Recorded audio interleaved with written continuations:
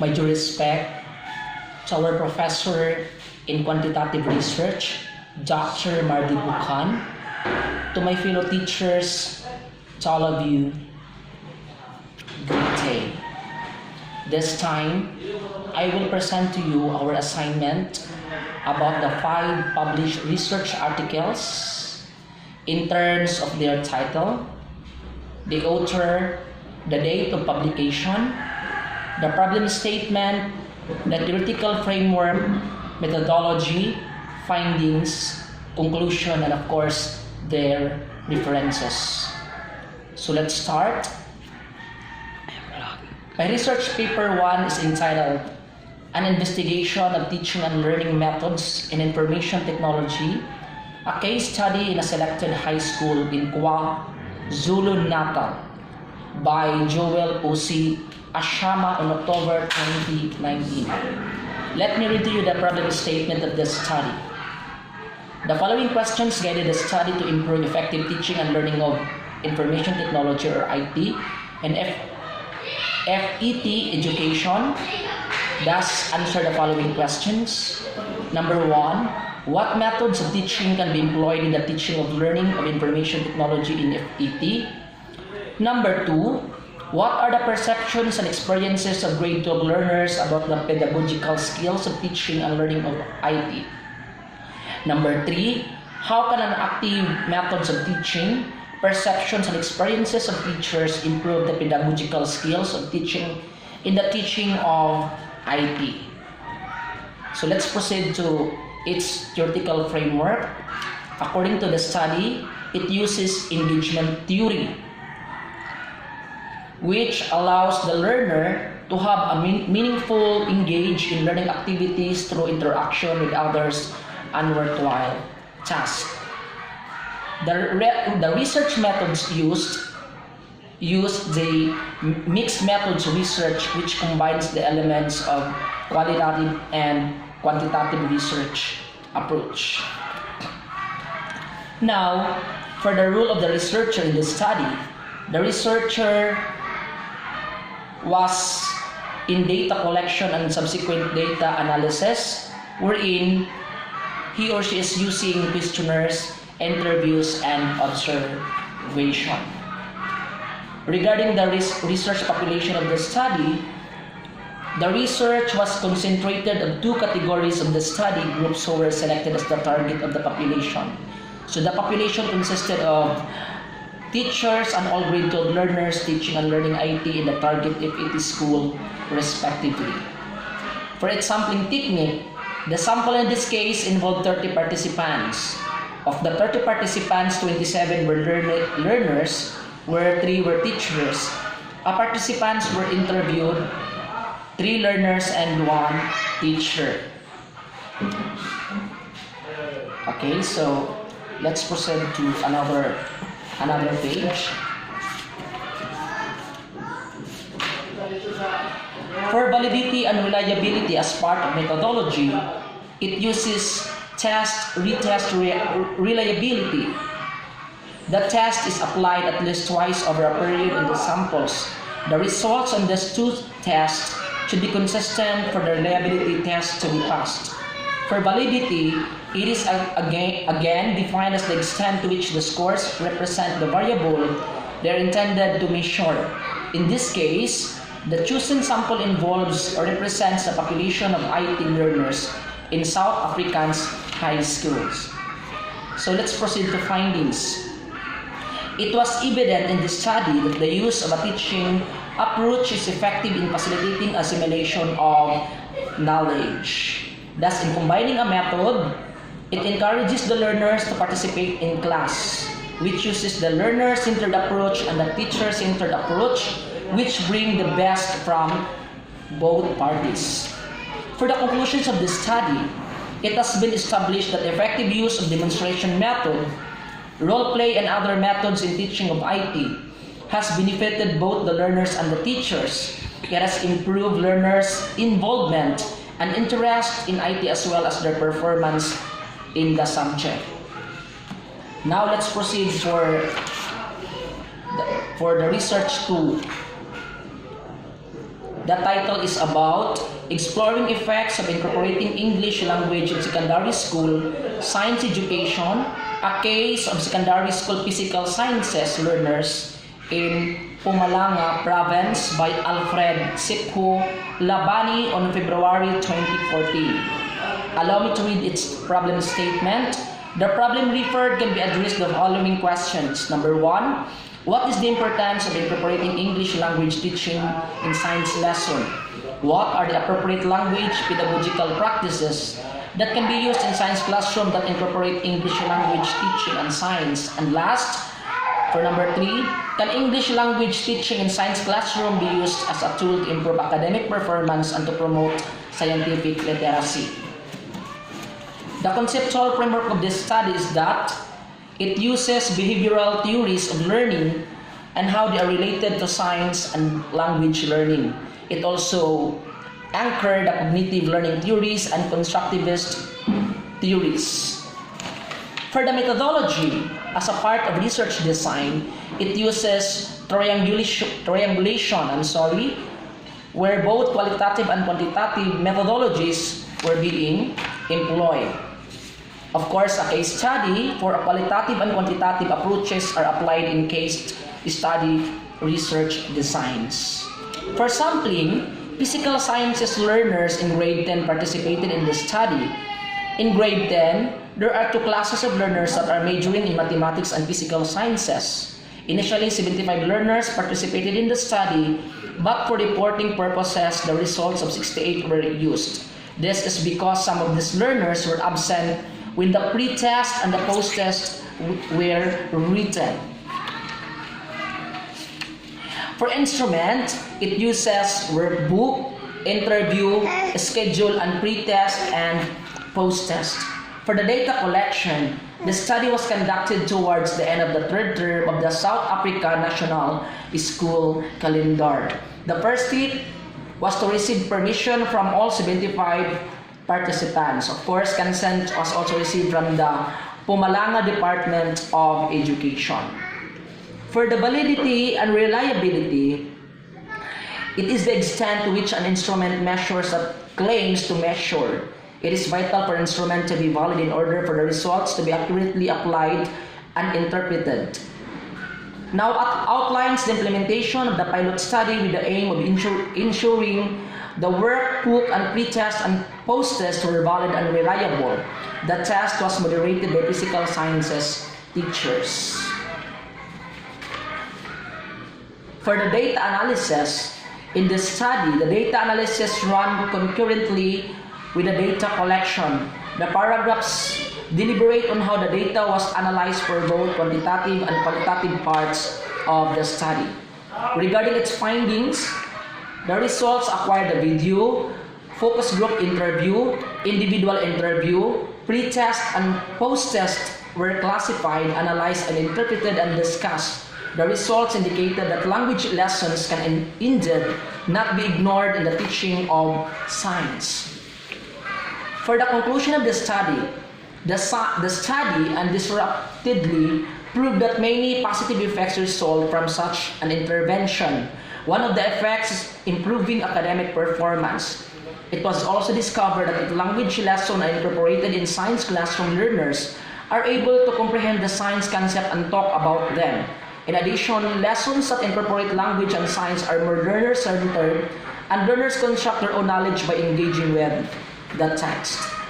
Now for the research 3, entitled The Role of the Eye Contact in Promoting Effective Learning in Natural Science in the Secondary School by Leonora Patricia Volmink on November 2015. The problem statement of the study is that it aims to address the main research question, namely what is the role of the eye contact using eye tracking technology in promoting effective learning in natural science in secondary school, thus promoting or answering the following research question. Number 1, what theoretical perspectives and relevant extant findings in the literature inform the use of eye contact, its relationship to attention, and its role in teaching and learning. What is the current state of the research concerning eye tracking technology in the learning situation with particular reference to the science learning as a means of determining visual attention and to identify the gaps in the current research? For number 3, how does a mixed ability group of selected grade 9 learners distribute visual attention as measured by 2BX2-60 eye tracker during the viewing of a video recording of a natural science lesson on the structure of the cell, with special reference to the educator and the PowerPoint as the two areas of interest? And for number 4, based on the findings of the literature and the exploratory inquiry, what recommendations can be made for the improvement of classroom practice regarding the use of eye contact to the effect optimal learning in the secondary school classroom with particular reference to the natural science? Now, the theoretical framework of this study is that the role of eye contact as indicator of attention in the teaching and learning situation drawbacks in the work of Vygotsky, who investigated the role of social interaction in the learning situation, as well as the Piaget works, Cognitive Development and Bandura's Social Learning Theory. Now, for its research approach, the aim of the empirical study was to explore and describe the distribution of the eye contact of a mixed ability sample of a selected grade 9 learners as measured by a 2BX2-60 eye tracker during the viewing of a video recording of a natural science in the structure of the cell with special reference to educator and the PowerPoint as designated by AOIS. For research design, a non-experimental exploratory research design was being used. Exploratory research is commonly carried out in new areas of inquiry. Such studies may be qualitative or quantitative in terms.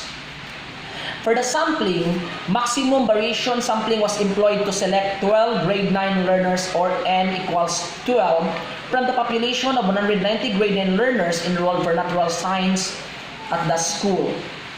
The sample was comprised as follows: 4 top performer learners who had achieved 80% in natural science in the first semester of 2014, 4 average performing learners who had achieved an average of 55% in natural science in the first semester of 2014, and 4 underperforming learners who had achieved below 40% in the natural science in the first semester of 2014. The data gathering was that eye tracker was used as data gathering tool. For research setting, the researcher created the environment free from disturbances in a sufficiently illuminated room assigned by the principal for the purposes of the research. Regarding its analysis of the data, the eye tracking data were analyzed by the technician using the analytical software 2B Studio. This software has its own analytic capabilities and allow large amounts of data to be analyzed for easy interpretation. The data analysis generated bar graphs, gaze plots, and heat maps. Of course, in reliability and validity, the researcher used the 2B2X-60 eye tracker with each of the 12 individual participants who were seated with the same distance from the monitor, viewing the monitor with the stimulus, and they completed the same MCQ test, including the 2 think aloud questions. Regarding its validity, it measures defined as how accurately it measures what is intended to measure. Then the researcher carefully regulated the environmental conditions by exposing the participants to the exact same conditions. All the participants watched the same stimulus, the video recorded lesson in the same environments. Now, for its finding of this study, the findings of this exploratory study of the rule of the eye contact using eye tracking methodology during the teaching of grade 9 natural sciences lesson were presented in the chapter 5 of this research study. The findings were presented according to the gaze plots, heat maps, and bar graphs to illustrate the distribution of the visual attention. The heat maps and gaze plots were based on an eye tracking of the participants' visual attention based on its slide 13 related to the cytoplasm. Now, for its final conclusion of the study, eye tracking in the virtual classroom produces information that can be used to support educators in their instruction in the emerging digital classroom of the future. The study formed a novel basis for further inquiries into how eye tracking methodology can supply the educators with valuable information about the eye contact during the teaching and learning process. Now, for number 4 research or research paper number 4, factors that cause poor performance in science subjects at Iguavoma Circuit by Balinle Happiness Gemma on November 2016. The problem statement of this study is that the high failure rate of the learners, specifically in the science subjects, continues to be a trait in the Iguavoma Circuit. Factors leading to the poor performance need to be researched as they continue to be the detriment of the learners of the area. What are the factors that cause the learners' poor performances in the science subjects in the Iguavoma Circuit? For theoretical framework, the science curriculum as depicted in the Curriculum Assessment Policy Statements or the CAPS is one that should commit to social transformation, progression, critical thinking, inclusivity, the value and awareness of indigenous knowledge systems, and to credibility, quality, and efficiency. And it should be relevant. For methodology, its research design, the study used the mixed methods which integrates the qualitative and quantitative methods. For data collection, it used the closed-ended questionnaires which were given to given to 8 grade 12 science teachers and to 98 grade 12 science learners. And of course, it uses also structured interviews. For reliability and validity, this means that the researcher had to use appropriate tools that were going to enable relevant information to be gathered. This also meant that the tools chosen should be well understood by the participants. These main tools, or the questionnaires and interviews questions, were designed and then checked by local experts who included grade 12 science teachers and then sent to the supervisor to check on its relevancy to answer the research questions. For its findings, Iguavoma Circuit that lacks resources in the 1 year find the school performing well, and in the next year, the research findings have identified school-based factors, the socioeconomic factors, the student factors, the teachers factors, which contributes the poor performance in the science subject. The findings suggest that if the above-mentioned factors they have not been addressed efficiently. So it's still facing the challenge of the learners for performance in the science subjects. Otherwise, there may other factors that have not been identified that affect the students' performance. This may be because in schools and the same school not performing at all. Conclusions. The factors that were investigated in this research include the gender, age, early parenting by learners, medium of instruction, the training of the educators and science subject content, class size, motivation, the science curriculum, the teacher's attitude, the learner's attitudes, the location of the school, and the socioeconomic backgrounds of the learners. These factors were investigated in different aspects in order to establish if they contribute towards the poor performance of the learners in science in the Iguavoma circuits. This study explored factors resulting in the poor performance in the science subjects at the Iguavoma circuit. Now for the last research, for my research paper 5, it entitled Factors Limiting Science Teachers from Engaging Learners in Practical Work, a case study by Apoulos Demondho Mata Kaendomi on August 2018. So let's proceed to its problem statement. Opportunities for learners to gain skills through science practice in Namibia are rare. Research indicates that the most science instruction limits opportunities for learners to learn science practice by promoting the completion of curricular activities rather than sense-making, rarely taking learners' prior knowledge into account during lessons, seldom pressing for evidence-based explanations, and treating learners' ideas as incongruent with canonical science. There is broad consensus that natural science teaching requires practical work in an effective and engaging way. Research of science education in South Africa has highlighted a number of challenges which affects teaching and learning of practical activities in science teaching. Mudau and Tabani on 2015 state that the teachers of Southern Africa countries face challenges when teaching practical work during science lesson.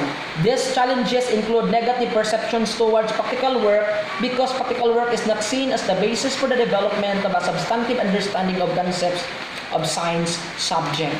Now, for the theoretical framework of this study, it uses Vygotsky sociocultural theory as a theoretical framework to discuss practical work in a science teaching. For its methodology, most specifically in its research design, the study uses the case study because it includes individuals' education institutions, processes, and a program which align with the features of a case study according to Yin on 2019. It also uses inductive investigative strategy. Of course, it uses documents, artifacts, interviews, and observations. For its research setting, the research was conducted at 2 schools. There are 21 teachers and 550 learners at School A, and 13 teachers and 360 learners at School B. Both teachers and learners were interviewed during school hours in a classroom. These schools are located in small villages in the Omasati region.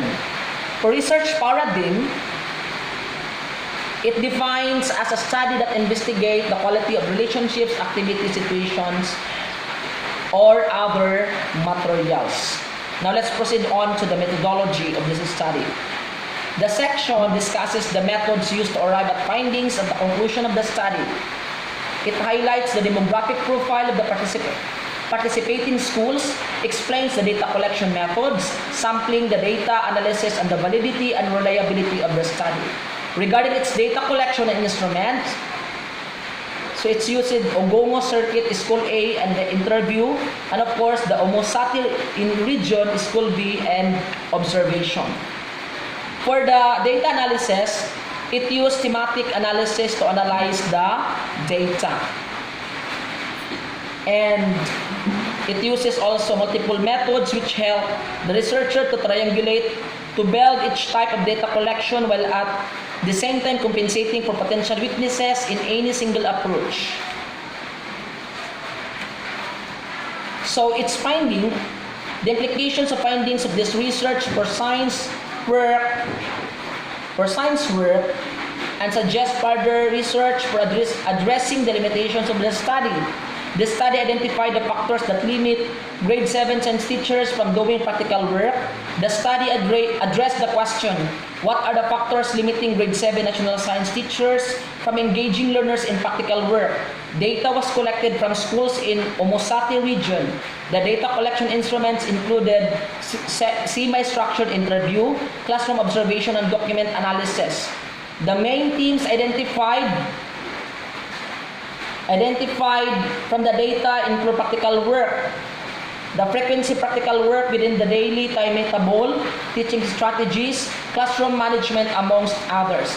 The results show that the factors limiting science grade 7 teachers teaching include lack in depth knowledge and skills of science curriculum and practical work, shortage of facilities and material, teachers lack pedagogical knowledge to apply teaching strategies, lack of continuous professional development of explicit meaning impact teaching and learning. Conclusion. Participating science teacher could not respond as anticipated in a comprehensive way to guide science practices to overcome their limitations when teaching and presenting practical work to grade 7 learners. Therefore, the following support is recommended to grade 7 science teachers. Lesson planning, science sessions at school level in the context of national curriculum requirements for standard-based teaching be organized to support teachers' lesson preparation for science and practical work. Of course, standard-based teaching and learning give teachers of freedom to utilize additional resources. Therefore, greater access to the internet should be provided to use a variety of resources and teaching strategies that capture learners' interest and nurture positive attitude towards science teachers being engaged in explicit science professional development training that equips them with the content-specific strategies to unfold teaching and learning processes as well as assessment strategies to assess inquiry-based learning. So that's all my report. Thank you very much, Dr. Bukhan, and to all my field teachers. God bless you all po. Mabuhay. Thank you.